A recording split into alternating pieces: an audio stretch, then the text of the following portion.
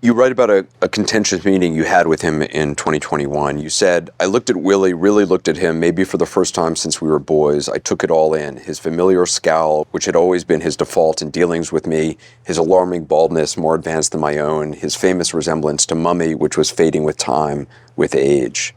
It's pretty cutting. I don't see it as cutting at all.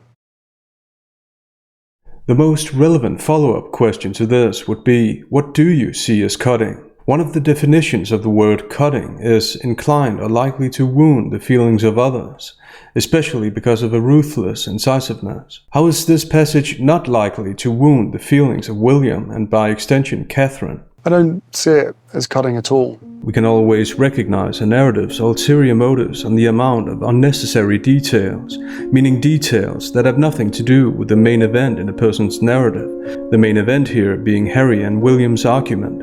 Thus, the descriptions, his alarming baldness, more advanced than my own, and his famous resemblance to Mummy, which was fading with time, with age, are irrelevant as such. However, they're there for a reason. None of anything that I've written and anything I've included is ever intended to hurt my family. But it does give a full picture of the situation as we were growing up.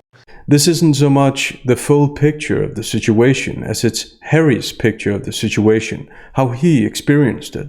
They've told their side of the story, this is the other side of the story, and Harry says he hasn't included anything intended to ever hurt his family.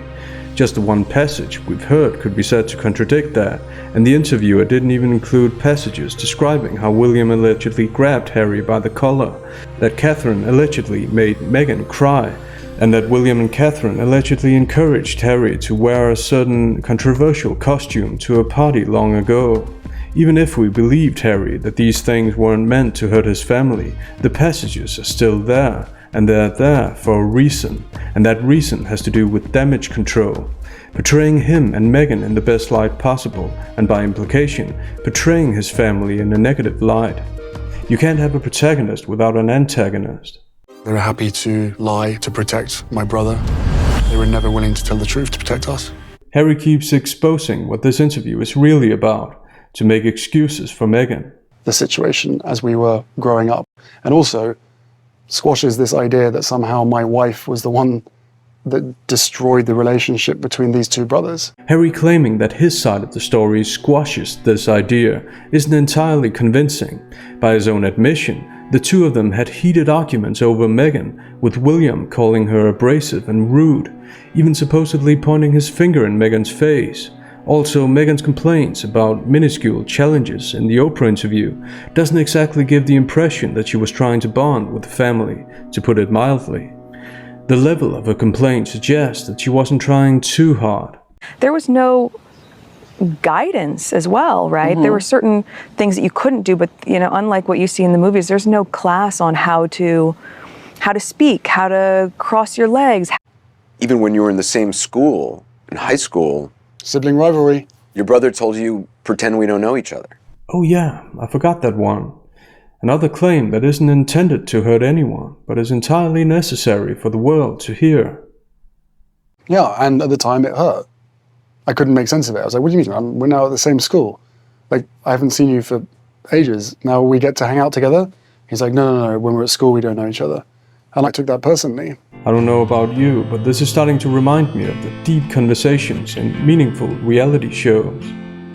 The conversation, I thought it was really nice that Kathy owned all that stuff with her sister, I thought with Kyle.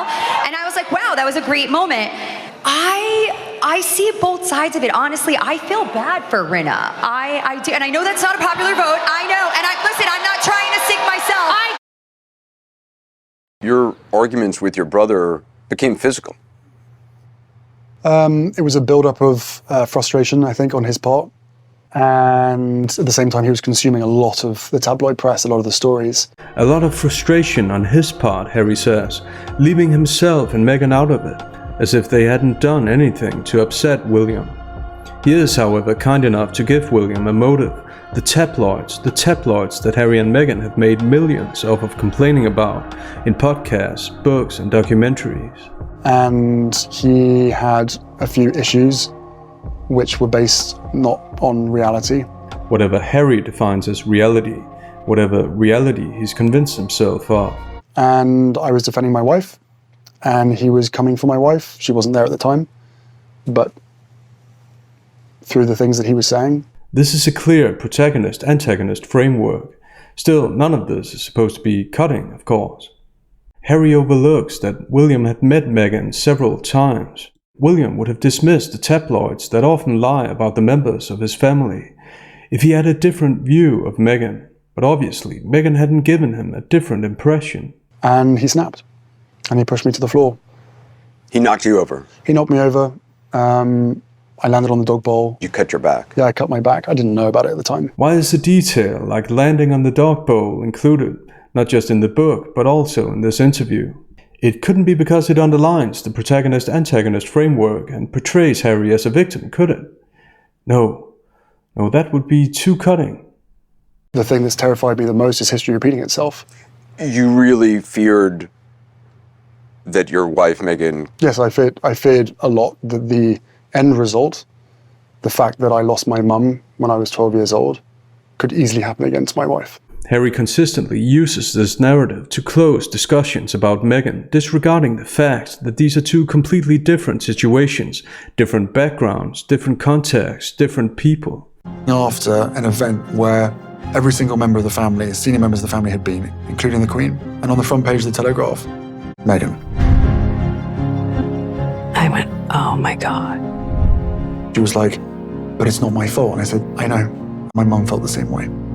However, the word terrified is interesting because he's used it consistently about the time when Meghan came to him and said that she feared for her mental health. The moment that she came to you, had the courage enough to say out loud. Mm-hmm. I had no idea what to do. I wasn't prepared for that. I went to a very dark place as well, but I wanted to be there for her.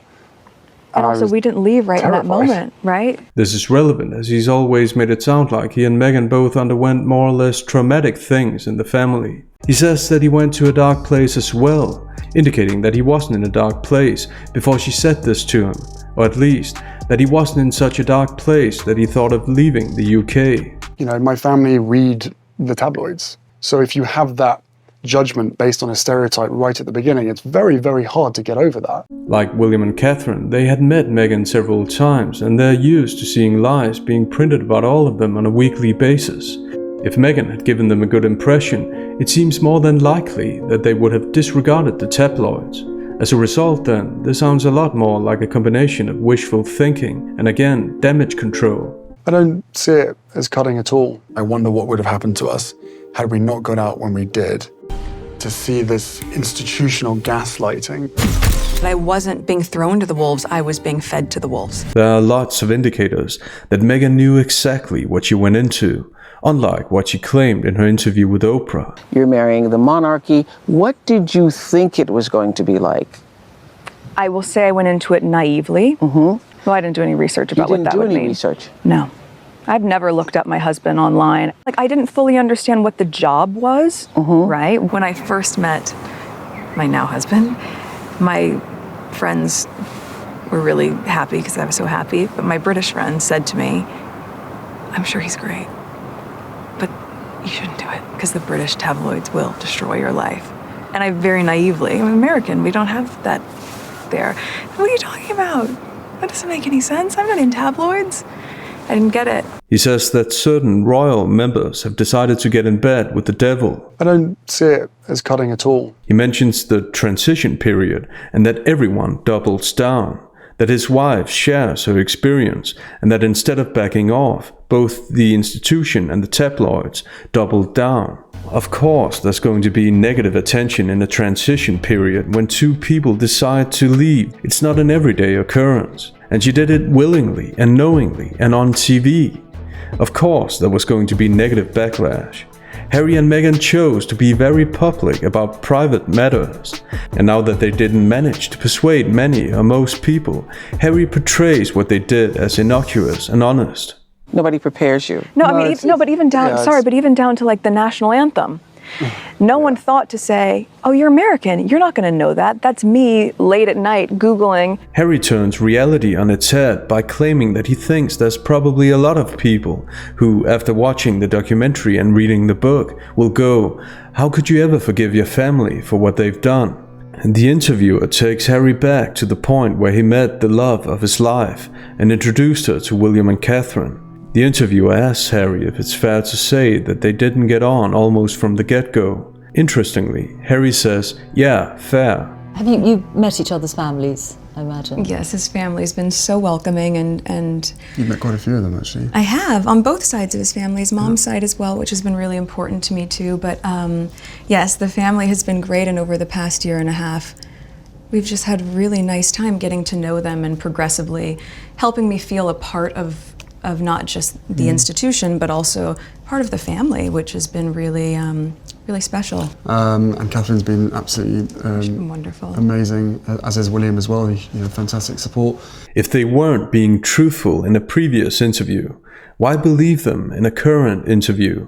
Just because they say something different today, it doesn't mean that that's the truth. He praises Meghan, saying he doesn't think they were ever expecting him to get in a relationship with someone like Meghan, who had a very successful career, that there was a lot of stereotyping happening. If William and Catherine had actually had this thought that Harry had outdone himself, there would be no reason to stereotype, as he says. They, quote-unquote, stereotyped precisely because they had expected him to find someone else, someone better in their view. As a result, this all ends up sounding like Harry's self-comforting lies. Could Harry be intentionally confusing stereotyping, whatever this word even means, if anything, with concern?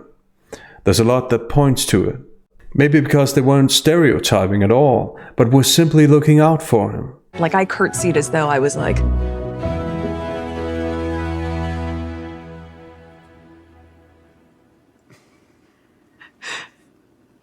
Pleasure to meet you, Your Majesty. It was so intense.